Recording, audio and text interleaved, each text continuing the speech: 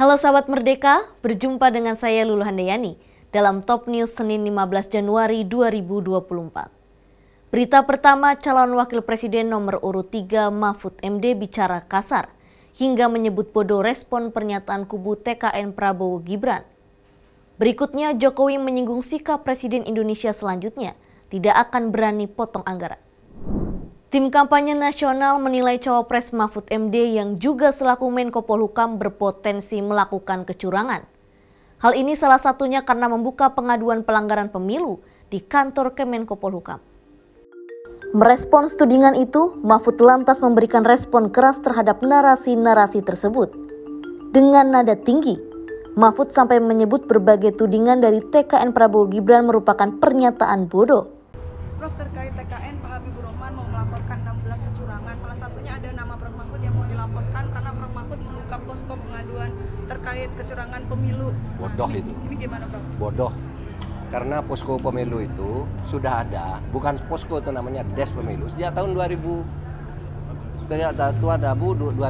sudah ada. Dan itu bukan penyelenggara pemilu, tidak akan mengadili pemilu, tidak akan curang pemilu. Penyelenggara pemilu itu KPU. Itu hanya mencatat peristiwa, menerima laporan lalu disampaikan ke KPU.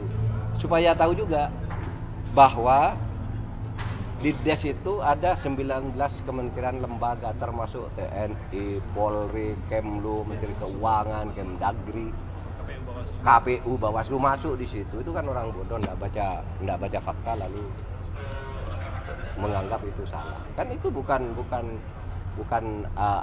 sesuatu yang bisa digunakan oleh capres manapun, cawapres manapun. Dan Menko Polhukam di situ hanya sebagai pembuat SK-nya dan tidak ngambil tindakan hukum apa-apa. Ya, Prof. Tapi Prof Mahfud dinilai abuse of power sama. Ya biar aja namanya Habibur Rahman. Habibur Rahman nggak usah didengar.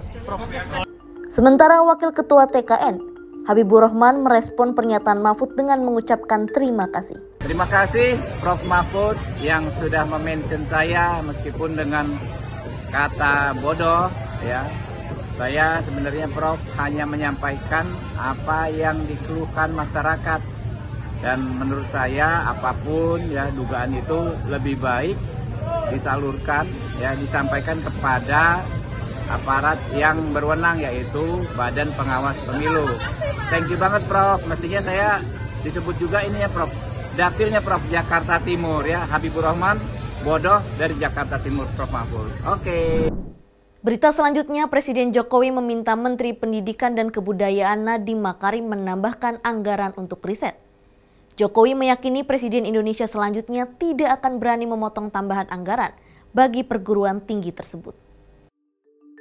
Pernyataan tegas itu disampaikan Jokowi dalam temu tahunan 25 Forum Rektor Indonesia di Surabaya. Jokowi meyakini kendati ada Pilpres, penambahan anggaran riset akan dilakukan siapapun presiden yang terpilih. Untuk riset dan development-nya harus betul-betul diperkuat.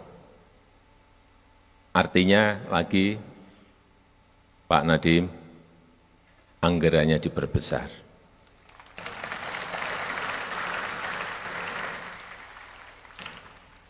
Nggak apa-apa, dimulai tahun ini, nanti kan sudah ganti presiden. Tapi dimulai dulu yang gede, jadi presiden yang akan datang pasti mau tidak mau melanjutkan. Gitu. Entah itu 01, entah itu 02, itu entah 03. Tapi dimulai dulu. Nggak mungkin kalau sudah Pak Nadiem sudah menambahkan banyak, kemudian presiden yang akan datang motong nggak akan berani.